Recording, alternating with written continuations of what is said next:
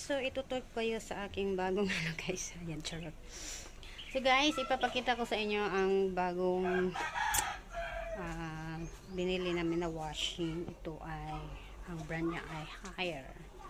So, first time, this is not my first time. So, ayan guys, ipapakita ko sa inyo guys. So, ito siya guys. Ang brand niya ay, ano ba yan siya? Haier, basta yan. So, ito, ayan. So, masyado siyang tahimik, walang imik. Kala mo kung hindi naglalaba. Naglalaba pala siya.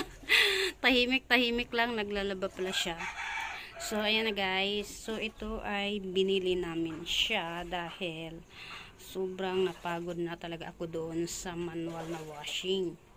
Although, mura lang sana yun siya at saka, okay lang naman yun. Pero, masakit na yung ulo ko. Minsan, alam nyo naman kapag tumatanda na tayo. So, ayan. So, dito ko siya nilagay for the time being. So, ayan yung kulay niya. Kulay blue. So, ayan. So, ano ba to? Okay. So, ayan. So, dito ko siya nilagay. So, guys, baka nagtataka kayo kung bakit green ang kulay ng kanyang hose.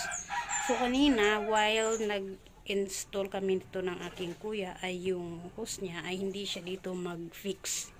Dito hindi mag-fix. So nagbili ako ng mga accessories which is ito at saka ito. At saka yung doon sa likod. Ayan ito. So yung both side pareho sila. Dahil yung isang hose niya kanina. So ipapakita ko sa inyo guys ha. Sandali lang. So, ayan guys, papakita ko sa inyo guys. Ayan. So, ito yung original niya na hose.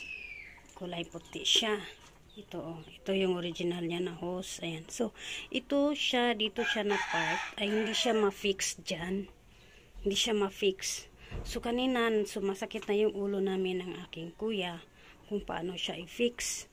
So, pumunta ako ng hardware. Nagpatulong ako doon kung baka ang akala kasi namin baka yung sa gripo, yung sa faucet kasi yung faucet na yan dyan kanina ay di-thread siya. So baka akala namin is yung hindi siya thread. So ngayon ayan. So yung sa kalikot namin kanina, ayan. So doon sa City Hardware kanina nagbigay ng instruction yung salesman na kapag daw hindi daw talaga ito daw pag ito daw ay hindi daw talaga ma-fix ay pwede naman daw ito siya dito putulan kasi mostly daw ay pinuputulan nila ito at saka ilalagay ito siya ilalagay. So bali ito siya hindi na siya magagamit. So ito na yung i-replace. So kanina sabi ko baka naman kasi bago pa siya. So need pa to siya ng testing or maybe something na hindi naman natin alam. So, need ko siyang i-testing within 24 hours na labhan kung okay ba siya, wala ba siyang factory defect.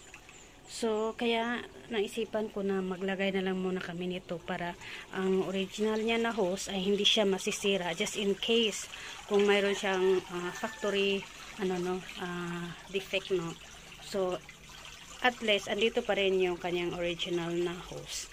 So, ayan. So, ayan na guys. So, na-try na namin kung gaano siya komportable. At saka, inverter na rin to siya, guys. So, ayan. So, ayan. Ayan yung tubig. Ang lakas niya bulwak. So, ayan dito. So, ayan na, guys. So, ito yung bago naming washing machine. So, yung brand niya ay Haier. So, ayan. Thank you for watching.